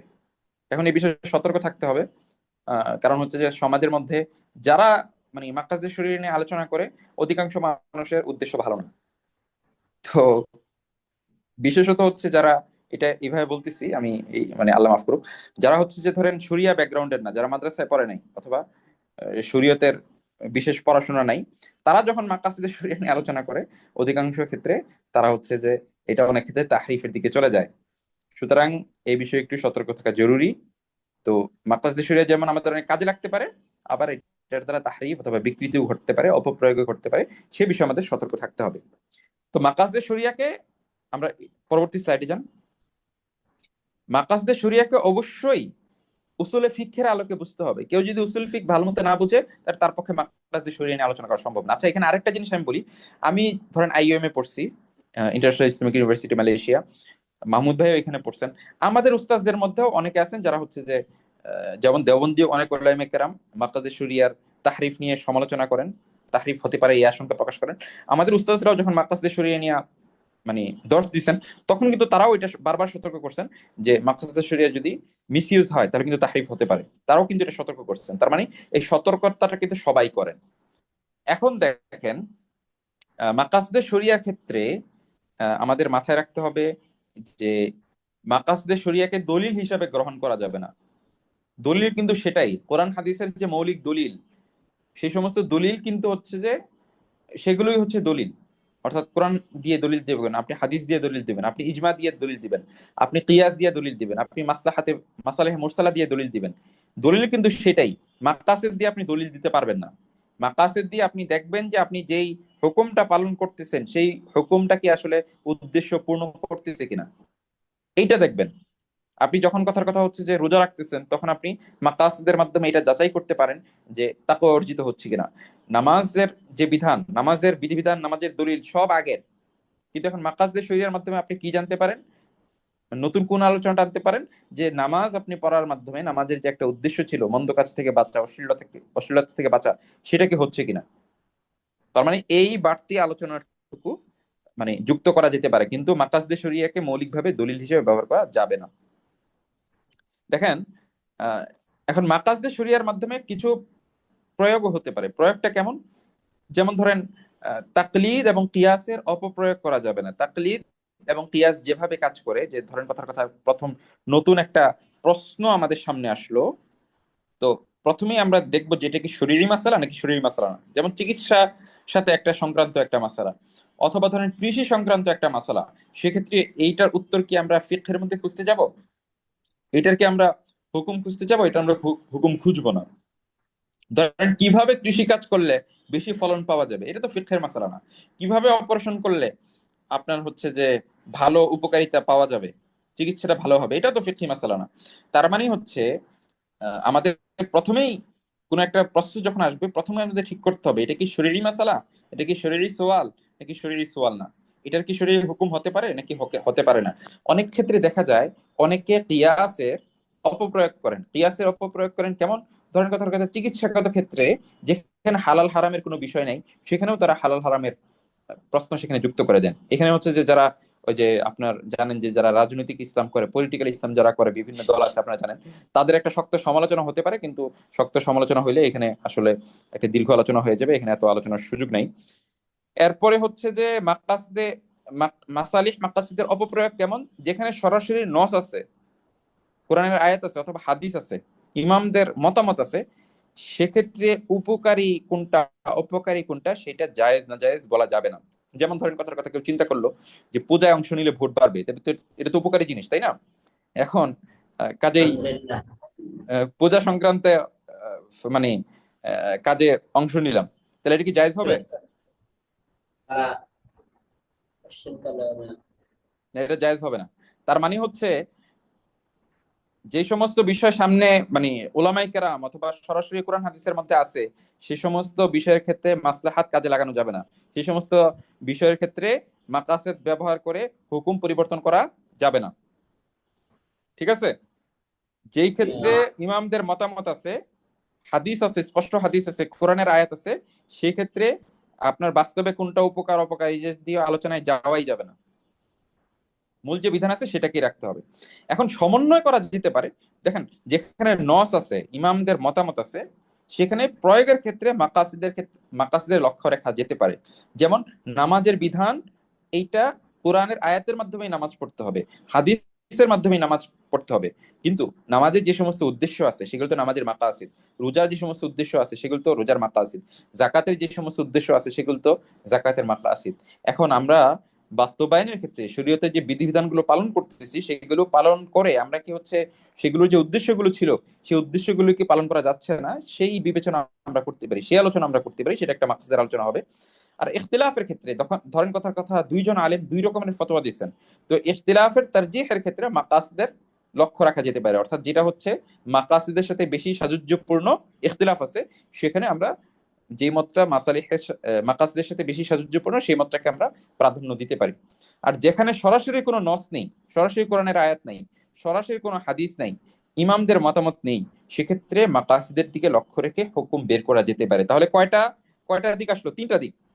একটা হচ্ছে সরাসরি কোরআন হাদিসের মধ্যে আছে, তাহলে সেক্ষেত্রে মানে মাকাসিদটাকে কিভাবে ব্যবহার করা যাবে, মাকাসিদকে ব্যবহার করতে হবে ওই যে কোরআন এবং হাদিস থেকে আহরিত যে বিধান, সেই বিধানটা পালন করে মাকাসিদটা তার মাকসাদটা পূর্ণ হচ্ছে কিনা এটা বিবেচনা করার ক্ষেত্রে মাকাসিদটা কাজে আসবে। আর যদি মুখতালাফ ফি মাসালা হয় তাহলে তারজিহ দেওয়ার ক্ষেত্রে মাকাসিদটা কাজে আসবে। তাহলে প্রথমটা ছিল তাদবিকের ক্ষেত্রে কাজে আসতেছে, শরীয়তের হুকুম সে আগেরটাই থাকবে, কিন্তু তাদবিকের ক্ষেত্রে মাকসাদটা পূর্ণ হচ্ছে কিনা সে তাদবিকের ক্ষেত্রে মাকাসদে শরিয়াতটা ফায়দা দিচ্ছে। দ্বিতীয় যে ক্ষেত্রটা সেটা হচ্ছে মুখতালাফ ফি মাসালা, সেক্ষেত্রে তারজিহের ক্ষেত্রে মাকাসদে শরিয়া আমাদেরকে ফায়দা দিতে পারে। তৃতীয় হচ্ছে যেখানে সরাসরি নস নেই, সরাসরি ইমামদের কোনো মতামত নেই, সেক্ষেত্রে মাকাসদের প্রতি লক্ষ্য রেখে হুকুম বের করা যেতে পারে। তার মানে তৃতীয়টা হচ্ছে হুকুম বের করা মাকাসিদের ভিত্তিতে। আর প্রথম দুই ক্ষেত্রে অর্থাৎ নস আছে অথবা ইমামদের মত আছে, সেই ক্ষেত্রে হুকুম বের করার ক্ষেত্রে মাকাসিদের কোনো ব্যবহার করা যাবে না। যদি সরাসরি নস থাকে, ইমামদের মত থাকে, তাহলে তাদবিকের ক্ষেত্রে মাকাসিদের থেকে ফায়দা নেওয়া যেতে পারে। আর যদি হচ্ছে মাসলাটা মুখতালাফি হয়, দুইজন ইমাম দুই রকমের মত দিচ্ছেন, দুইজন আলেম দুই রকমের মত দিচ্ছেন, এখন তারজিহের ক্ষেত্রে ধরা যাক কথার কথা ইমাম আবু ইউসুফ রহমতুল্লাহ আলী একটা মত দিচ্ছেন, ইমাম মোহাম্মদ রহমতুল্লাহ আলী আরেকটা মত দিচ্ছেন, অথবা ইমাম আশরাফি থানভী রহমাহুল্লাহ তিনি এক রকমের মত পোষণ করছেন, আরেকজন বড় আলেম ধরুন আনোয়ার শাহ কাশ্মীর রহমতুল্লাহ আলী তিনি আরেক রকমের মত পোষণ করছেন, কোন একটা মাসলার মধ্যে ইখতিলাফ হয়েছে। এখন ইখতিলাফের মধ্যে তারজিহের ক্ষেত্রেও মুখতালাফি মাসালার মধ্যে মাকাসদে শরিয়ার আপনার ইস্তেমাল করা যেতে পারে। আর তৃতীয়ত হচ্ছে যদি নসও না থাকে, ইমামদের মতামত না থাকে, তাহলে সেই ক্ষেত্রে মাকাসদে শরিয়ার ভিত্তিতে ফতোয়াও যেতে পারে বেশ কিছু শর্তের সাথে। সেই শর্তগুলো আমরা কোথায় পাবো? আমরা উসুলুল ফিকহের মধ্যে, আপনি আল ওয়াজিজ ফি উসুল ফিকহ যে কোনো কিতাব খুলেন, যে কোনো কিতাবের মধ্যে মাসালিহ মুরসালা কি কি শর্তের সাথে আপনার পালন করা যায়, সেই সমস্ত শর্ত যদি পূর্ণ হয়, তাহলে সেই শর্তগুলো পূর্ণ করে মাকাসদে শরিয়ার ভিত্তিতে নতুন বিধান বের করা সেটারও সুযোগ আছে। তাহলে মোটামুটি এই পর্যন্ত আলোচনা। আপনাদের যদি কোনো প্রশ্ন থাকে তাহলে প্রশ্ন করতে পারেন, বা মাহমুদ ভাইও যদি কোনো মুলাহাজা কোনো প্রশ্ন করতে চান তাহলে মাহমুদ ভাইও কোনো প্রশ্ন যুক্ত করতে পারেন। এখন সকলে কি বুঝে আসছে? আলহামদুলিল্লাহ। আবরার কিছু বুঝছো? সবাই কি বুঝছো? বুঝিনি, আমি তো শুনছি কিন্তু আংশিক বুঝছি। প্রাথমিক অবস্থা আংশিকটা ঠিক আছে, আস্তে আস্তে ইনশাল্লাহ এটা ক্লিয়ার হবে। আসলে ওই যে মুলাহাজাত গুলো এত না বুঝলেও চলবে, কারণ মুলাহাজাত গুলো দিছি হচ্ছে যাতে এখানে যে আলোচনা আছে, মানে অনেকে মনে করে কি, মানে ধরেন এই যে ক্ষেত্রে জটিলতা যেটা হয়, আমি যদি একেবারে বেসিক আলোচনা করি তাহলে ধরেন এটা তৃতীয় আরেকজন শুনলো, অথবা আপনাদের মধ্যে এমন একজন থাকলো যার কিছু মোতালা আছে, সে মনে করবে যে এই আলোচনাগুলো মানে আমরা জানি না, অথবা ধরেন কথার কথা এই আলোচনাগুলো লক্ষ্য রাখা হয়নি। তো যাতে এরকম এশকাল না উঠে এই জন্য মুলাহাজাত গুলো পেশ করছি। তো দুটো বিষয় আপনারা মাথায় রেখেন যে মাকাসদে শরিয়া কাকে বলে, এই বিষয়টা কি সবার কাছে ক্লিয়ার? আচ্ছা, মাকাসদে শরিয়া তিন প্রকার, এটা কি সবার কাছে ক্লিয়ার?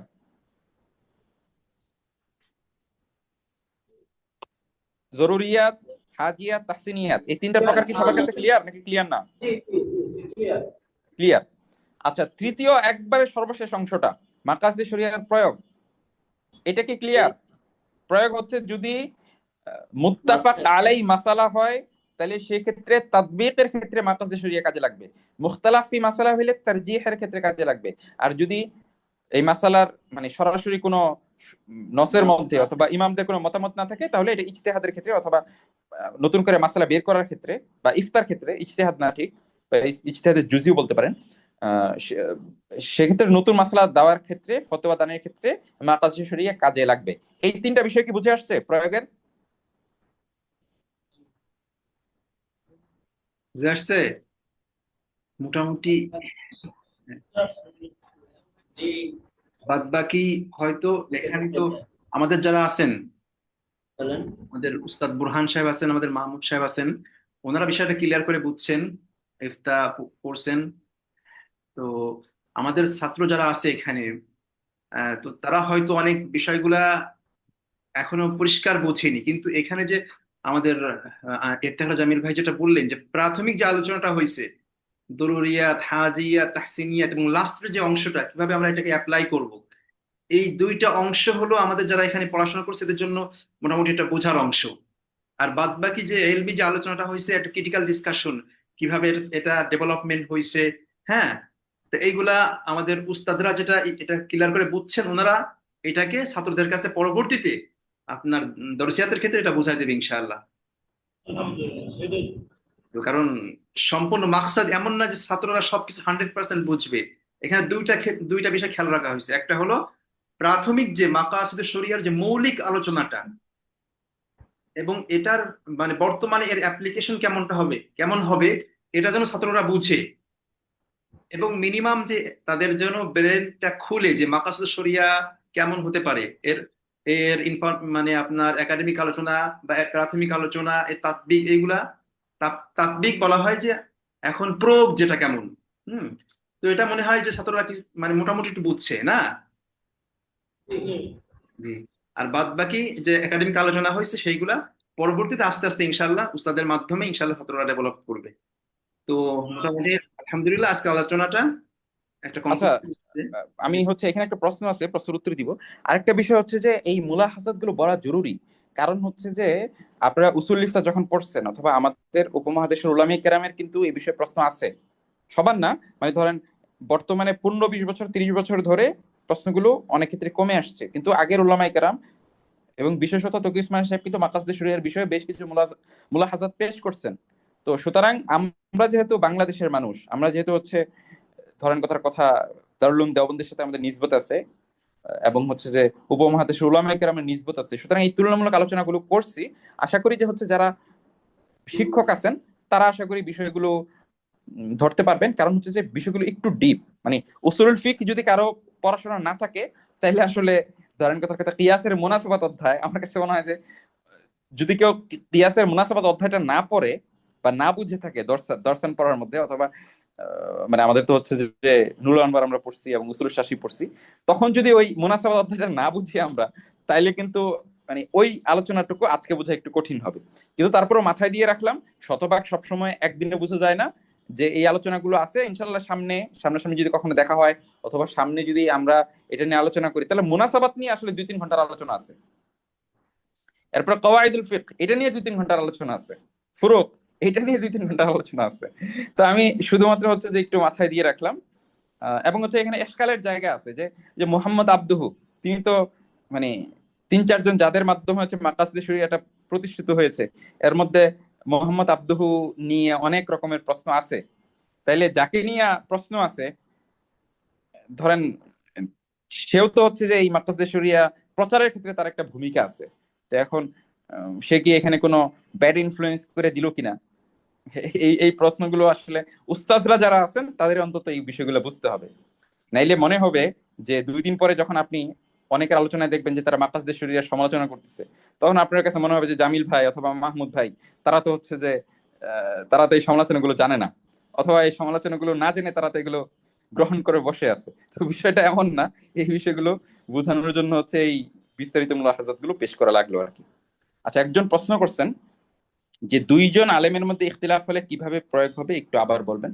ধরেন 2 জন আলেম 2 রকমের মত পোষণ করছেন, একজন বলতেছেন যে আহ এই কাজটাকে, একজন বলতেছেন যে হচ্ছে ডান পথে যেতে হবে, আরেকজন বলতেছেন মাঝামাঝি পথে যেতে হবে।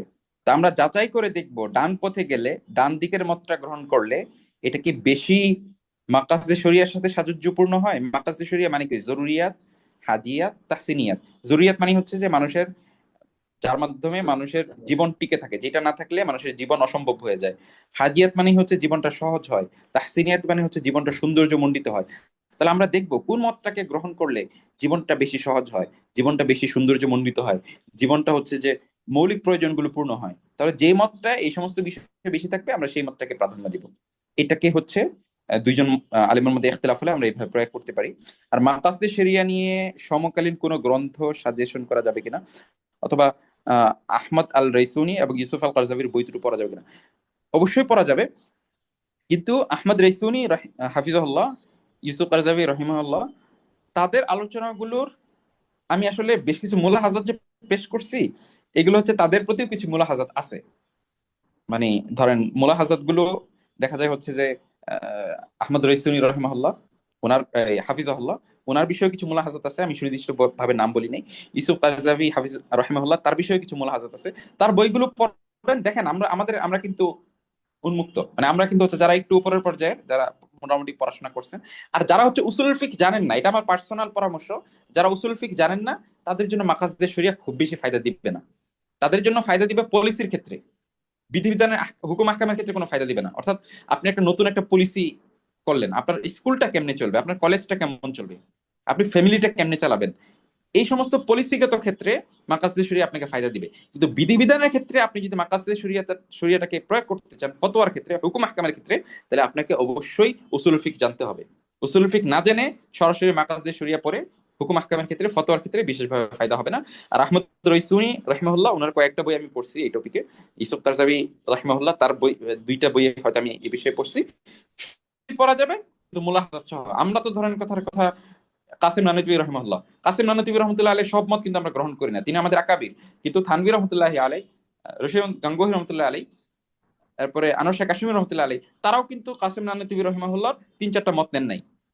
তার মানে হচ্ছে যে আমরা যদি কাসিম নানুতুবি রহিমাহুল্লাহর মতো আমাদের আকাবির, যিনি হচ্ছে যে সর্বজন শ্রদ্ধেয় এবং আমাদের জন্য মানে সর্বোচ্চ গ্রহণযোগ্য অথরিটি, তার যদি 1-2টা মত আমরা গ্রহণ না করতে পারি, তাহলে সেক্ষেত্রে আহমদ মানে রয়েসুনি অথবা ইউসুফ কারজাভির ক্ষেত্রে তো সেটা বলাই বাহুল্য যে আমাদের অবশ্যই যাচাই বাছাই এবং মানে গ্রহণ করতে হবে। এবং আমি যে মুলাহাজাত গুলো বললাম, আপনি যদি উসুল ফিক আপনার পড়াশোনা থাকে, তাহলে আপনি বুঝবেন যে আমি বেশ কিছু জায়গা আমি ধরার চেষ্টা করেছি আর কি।